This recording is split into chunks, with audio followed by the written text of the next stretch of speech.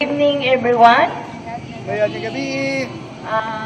Ma-share ako sa akon nga past nga story. I'm Lita, taga Tigbawan, Iloilo. In-invite nila ako kahapon para mag-testimony rin subong nga gabi. Inausikan ko gitsimpo para mapamatian ninyo ang testimony ko subong. I'm people living with HIV 10 years now. Ma-become to 11 years. 2001 ako naka-infected sa HIV. Paano ako naka-infect? Ipapamamatian yung subong. Kay masubo man nga kung infected ka na, may mahambal ka sa tunga. Pero hindi ko ni dapat ikahuya para didi sa inyo tanan, ma-educate ka mo. An OFW ako, 5 months pa lang ko sa Singapore, naka-urethral bleeding ako. Tapos ang time ka to, kinahanglan gid nga matubugan ako dugo, dalang ang employer ko para nga mabuligan nila ako. Nga nakakontrata na ako, mabuligan nila ako para mabuhi. So, wala nila gin-screening ang dugo nga ginatughong sa akon sa nga vice sir. Pero wala siya kabalo nga infected siya sa HIV, kay ang abroad dito, daw wala lang bala pakialam sa mga foreigner nga katulad ko nga OFW. Kaya muna, sa time ka to, naka-survive ako sa akon nga balatian, nga muba na gid ang hemoglobin ko. Nagpasalamat man ako sa tao nga nagbulig sa akon, pero wala ko kabalo nga infected niya siya sa HIV.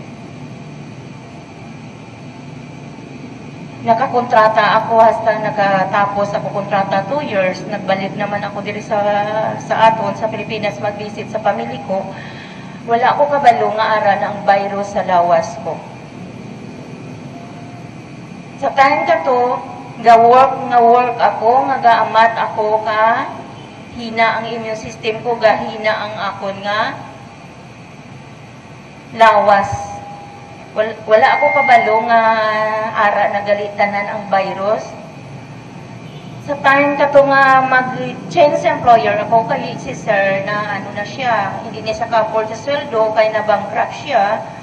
Nag-change employer ako. Before ako mag-change employer, napuli ako diri para i-visit ko naman ang family ko. Kag-eskwela pa ang duwa ko ka mga bata. Pag-abot ko dito, isa ako ka-babysitter. Medical testing ako. Wala ko kabalo nga, wala nila ginsugid sa akon nga positive lang ko sa HIV. Ginaano nila, ginasekreto, kay kung mabalaan ko, kung anong himuon ko, wala sila kabalo kung anong himuon ko, pero kung nabalaan ko lang, hindi ako magpuli. I-ano ko sila sa imuim sa ibasi. Hindi sala sa employer ko, hindi sala sa nga nag-donor, ang sala ang doktor dito sa Singapore. Pero wala na akong mahimo, ipapuli ako diri. Pag-abot ko sa Manila, nangita gid ako sa hospital nga mapabulngan ko. Kakalooy, basta wala ka kakalipat sa Lord kay Lord, ginabuligan ka kung diin ka makadto. Kag may tao nga nagbulig sa akon, siling niya dalon taka sa hospital San Lazaro. Kag dito ko namit ang mga doktor kag nurses, kag ibuligan nila mo pabulong. Abi ko ako lang nag-isa sa kalibutan nga among atong nga balatian. Pero sa sulod sa hospital, everyday may nagasulod nga mga pasyente nga lala na sila. Kaya nga aga panago, hindi sila mapatis na yun, nagalala, mahimo ka na nga AIDS. Hindi ka mapatay sa HIV, mapatay ka sa mga infection nga sari-sari kasulod sa imo nga lawas. Amo na, gina-encourage ka kamugid subong nga gabi.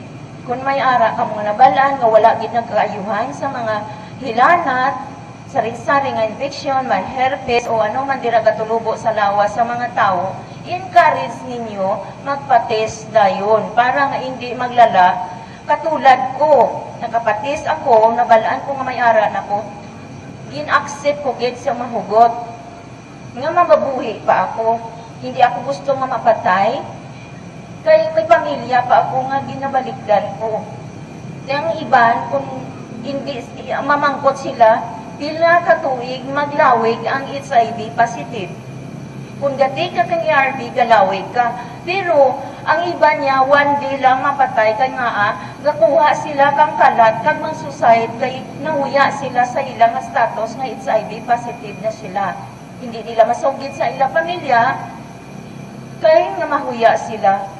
Di ang iban, wala gapatis, galala, hasta maubos mo ang kwarta mo nga ginaipon, kay kung may mabalaan nga ni nga HIV ka na sa test mo, imbis ka i-test, i-counseling ka na sa doktor kung kaya mo ba, mabato mo ba, accept mo ba, kung ang result mo positive ka na. Hindi ka dadali ang doktor magpa-test sa mga pasyente kung hindi i-counseling. Kaya ang iba niya, wala pa sila kapatest, gakulbaan na sila, masuicide na lang sila. Di akon, sometime ka to nga nag-amuna ko sina, wala ako naghandom masuicide. Kaya nga, ang ginapanumdum ko, diin ako makadto sa imperno. Di ba, matuod man ina? Kaya kung amuna ng virus, ginatago ko subong, hindi ko pag-share sa iban. Ginatago ko ang royal blood ko, para lang na sa akon, hindi ni para sa inyo. Kaya kung may ara man ang iban, ginatago nila. Hindi man ninyo pag-i-share, kung nabalaan ninyo nga positive na kamo, kag-abstinence man kamo. Hindi nga, magpagusto lang kita, kay epidemic na ang Pilipinas, pila na kamilyon diri ang HIV positive. Kagdamo na nagkalamatay, kag sulit nga magwa sila, damo na sila infeksyon, iga-iga na, damo na mga allergy, damo na mga katol, damo na mga herpes, ang ginatawag na herpes bala mga tikos-tikos, damo ng mga cauliflower sa mga buli, di gusto bala sa mga tao nga amo na, kung may parinti ka mo nga nagaiga-iga, mapatis na kamo sa Western Visayas Medical Center, Social Hygiene Clinic, free lang kung magpa-counseling kamo. Pero, hindi ka mo magpadadali ka test kung wala man lang ka mo ga partner. Kag hindi lang ang HIV sa partner, blood transfusion, body fluid, cervical fluid, mother to child. Pero naripay gid kami, kay diri sa Iloilo, wala pa sang mother to child. Ginatest gid ang mga bata, nga positive ang mother, kay nga, imbis na nila ginapagwa, ginanisisarya na sila, kag ginapainom sa ARV sa Nibirafin, kag ginatraining na sila.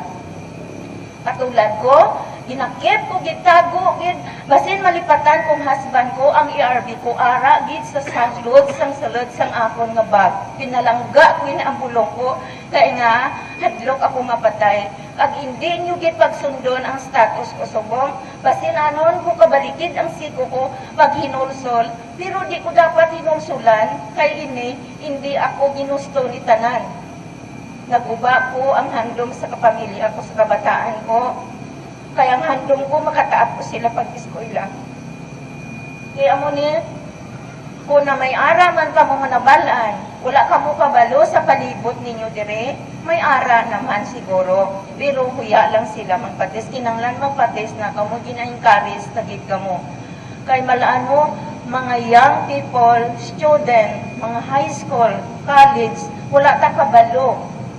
Kinanglan, suportahan nyo man ang inyong mga anak, kag ang balaan mo may mga text-mate.